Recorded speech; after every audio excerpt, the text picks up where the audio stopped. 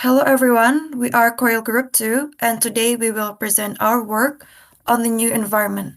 First, let us introduce ourselves. Hello, I'm Lin Tong, a freshman majoring in psychology at TJNU. Hi, my name is Wei Kexin. I'm from TJNU. Hi, I'm Kao Xu, a student from TJNU.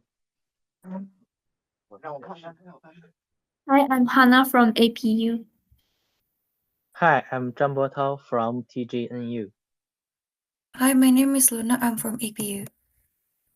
Our presentation focuses on understanding how students adapt to new environments and how these changes influence their ability to work collaboratively. Specifically, we explored the perceptions, knowledge, and experiences of three different lenses. First year psychology students at TNU, second year APS students at APU, and third year marketing students at APU. Okay, let me now introduce our COIL findings regarding the social aspect. How social responsibilities change when we transition from high school to university. In high school, we typically follow fixed schedules. At university, we become accountable for our own choices, whether academic, um, career related, or social. This freedom also brings challenges. New languages, cultures, and norms may make it difficult to find a sense of belonging. Communities also differ across cultures. In China, university life often revolves around fixed classes and dormitories, forming tight-knit group. In Japan, will harmony is a value. Communities tend to form around shared interests with greater emphasis on personal space. Next. As university students, how can we contribute? We can promote cultural understanding, applying academic knowledge like psychology or environmental science to practical needs. We can also learn from each other, from Japan's organized club activities to Chinese organized dormitory support, system. University isn't just a place for learning, it's where we learn to participate, contribute, and grow into responsible individual. Next.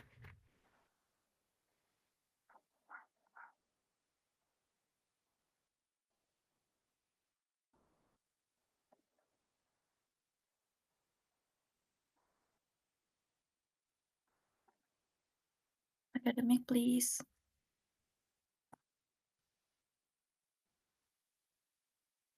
Hello, everyone. When it comes to the academic domain, cultural differences between countries make high school education very different, and the differences are as follows. In China, there is a long tradition of taking exams. To this day, the Gaokao is very important for students. It helps decide which university we can enter. So Chinese high school education focuses a lot on Gaokao scores. Teachers teach students key knowledge and exam skills. Students have many classes, homework, and review sessions every day. For them, hard work for good scores is a way to get a better future. Next, please. In APU students' countries, the cultural values individualism and all-around growth more. High school education is student-centered. Teachers encourage students to think independently and be creative. Instead of many exams, students are graded through classwork projects and activities. Classrooms often have discussions and group work. Students can share their ideas freely. Their pressure comes from personal growth, not just exams. Next, please. And at APU, there are two main types of classrooms, large lecture halls and smaller similar style rooms. And at TNU, there are large lecture halls, smaller similar style classrooms, and small classrooms similar to APU. Okay, that's all. Thank you. Okay, it's my turn. We all know that stress and interpersonal relationships affect mental health. Moderate stress can improve our relationship, and good interpersonal relationship can provide emotional support. Through this COIL, I know that APU and TGU students are very similar in this aspect. For example, when adapting to a new environment, students may feel anxious and stressed due to enter university to the first time. At this time, academic responsibility increases and students feel isolated and uneasy due to lack of friends when entering unfamiliar environments, especially when the course's content is difficult to understand and the teacher's teaching pace is too fast. Next. In interpersonal communication, students establish connections with others by finding common interests and actively recommending their hobbies to bring them closer together. And we all use classroom discussions opportunities or choose small class courses to promote communication. Although APU students and Chinese students share many psychological similarities, there are also subtle differences such as interpersonal communication, stress relief. Next, please. In APU students' countries, students use phrases as an icebreaker, such as praising appearance or clothing, to open up more topics or to start with basic information such as major nationality and causes taken for initial understanding. In Chinese social culture, conversations are often initiated by inquiry about specific details of daily life, such as clothing and skincare products. Similarly, during celebrations, APU students usually hold parties or have big meals with family and friends, and we usually buy clothes, shoes, and other attempt or to reward ourselves or display our achievement to friends founded in China. In terms of stress relief, students with APU believe that making new friends is key, avoiding loneliness and sharing stress through socializing. There are also students with TGNU who believe that exercise can effectively relieve emotions, and the best way is to combine personal habits with stress relief. That's all. Thanks. Okay, it's my turn. When it comes to career domain, we talked a lot about the difficulties we might face, like not knowing colleagues well, being not familiar with new work tasks, and feeling nervous at first. Hearing everyone say these things made me feel I'm not alone. Many people have the same experience. Entering a new work environment is a challenge for all college students, but different students have different ideas about their careers. Next, please. Many Chinese students care more about job security and what others think of their jobs. They often want stable jobs in big industries or government departments. Japanese students, however, usually pay more attention to their own interests and flexibility. They like to try different fields, such as new small companies, non-profit organizations, or creative jobs.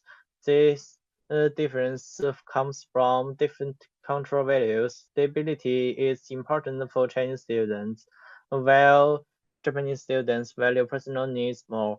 Now, with globalization, both groups are learning from each other. They hope find jobs that are both stable and make the feel happy in this connected world. Next, please.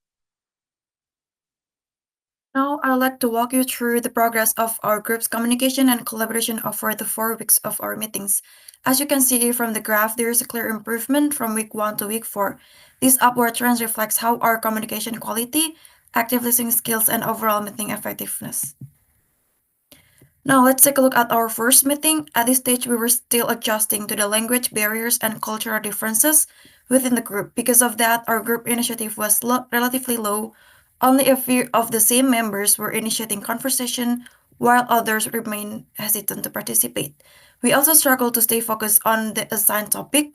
For example, we discussed about dormitory life or classes. Learning from the previous week, we have slightly improvement in the second week. However, we still need to improve in encouraging each other. By week 3, we experienced our biggest improvement. At this point, every member was actively contributing to the discussion. Since we were talking about psychology related themes, the exchange becomes especially meaningful where we can gain valuable insight from psychology and non-psychology perspective. In the last week, there weren't major changes compared to the week 3, but we did notice one significant improvement. Our conversation flow became much smoother and more natural. Instead of pausing or waiting for someone to speak, we were able to transition from one question to the next comfortably. Everyone participated without hesitation. Through this group collaboration, I found two areas that we can improve to deepen our group learning in future projects. The first point is to rotate the facilitator for each meeting. By changing the facilitator every time, all members can experience leading the discussion at least once. This not only helps everyone contribute equally, but also allows us to develop leadership and facilitation skills. In this project, we didn't assign a facilitator, and because the meetings were online, we sometimes spoke over each other or discussion went off track. In the future, I would like to make roles clearer so that meetings run more smoothly. Next, please.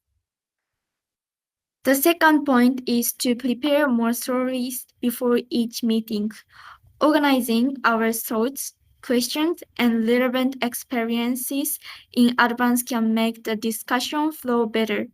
Since we worked with students from TNU in China this time, I also realized the importance of learning about the other members' country beforehand. When we take time to understand the culture or background of people we talk with, our person uh, our conversations can become deeper and more meaningful. I believe it also makes the other person happy to know that we are genuinely interested in their country, which helps create a more engaging atmosphere. By improving these 2 points, I believe our future group work will be even more effective and collaborative. Next, please. The conclusion. Also, we are coming from different backgrounds, culture, and languages. We are still able to find common points in social, academic, psychological, and career aspects. These experiences show us that even with our differences, we can connect and understand each other. It is important to enhance communication and collaboration among all members so that the discussion can be effective and inclusive. By improving how we communicate, we can make our group work more meaningful and productive. Most of our perspectives are shaped by culture, environment, and the opinions we share with one another. Recognizing this helps us appreciate different viewpoints and learn from each other. Thank you for listening. Thank you so much for listening to our presentation.